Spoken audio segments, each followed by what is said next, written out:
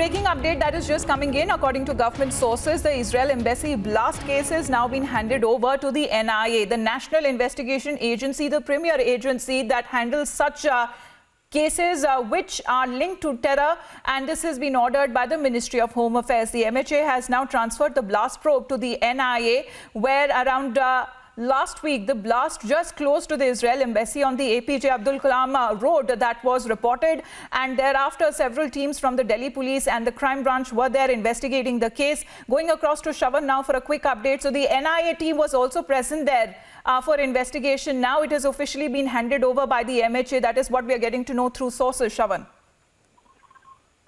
Well, in fact, Amrita, this is certainly procedural, given the fact that the National Investigation Agency was just waiting for a notification to be issued by the Ministry of Home Affairs, which we can now confirm that has already been issued by the Ministry, and the National Investigation Agency is basically in the process of filing the FIR. Now, that's purely procedural, given the fact that the NIA has parallelly been investigating this matter. In fact, on the day when the blast actually took place, we had the NIA team actually taking a look at the spot and also in close touch with the Delhi Police's special cell, which had also registered an FIR under various sections of the UAPA. We're given to understand that the FIR that is registered by the special cell would essentially be the same FIR that the National Investigation Agency would also be looking into. But what is certainly very important to point out here is that the investigation that has now been carried out by the Delhi Police Special Cell, which essentially includes looking into the various aspects of this low-intensity blast, trying to narrow down on the suspect. In fact, we're given to understand that they have questioned a few people as far as this case is concerned, which includes the cab driver, which was narrowed down from the CCTV footage that was examined by the Delhi Police's Special Cell. So all that put together, perhaps now with the National Investigation Agency stepping in, we would expect a speedy sort of a response from the agency as far as who exactly was behind this low-intensity blast, given the fact that we have come across certain clues as far as this case is concerned.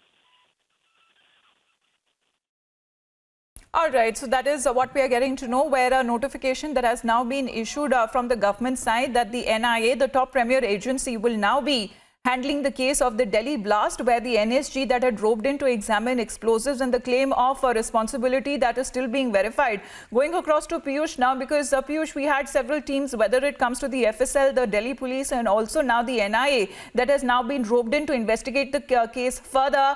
And with the Prime Minister also speaking to his Israeli counterpart, saying that justice will be done in the case of the blast that was reported last week in Delhi. Well, absolutely, Amita, you would remember that, like you yourself mentioned, as to how Prime Minister had also spoken to his counterpart, Israeli counterpart, and after that we had also seen as to how the investigation in this entire case had paced up. We know that how both the countries are working in tandem, so that the perpetrator is not perpetrator is punished. And now what we are picking is that MHA in a notification has also said that now NIA will be taking over the entire probe, which itself is now telling us as to how the government is very much serious to investigate the entire matter. Though since beginning we had seen as to how multiple agencies had reached their FSL team was there, special cell of Delhi police was also heading that entire probe. They have already collected many evidences from that entire area. In fact, NSG officials were also there, even they had collected evidences. Now what we also know is that the entire area where the blast had actually taken place and the affected areas because of the blast have been completely covered using tents there, so that no tampering of evidence can take place.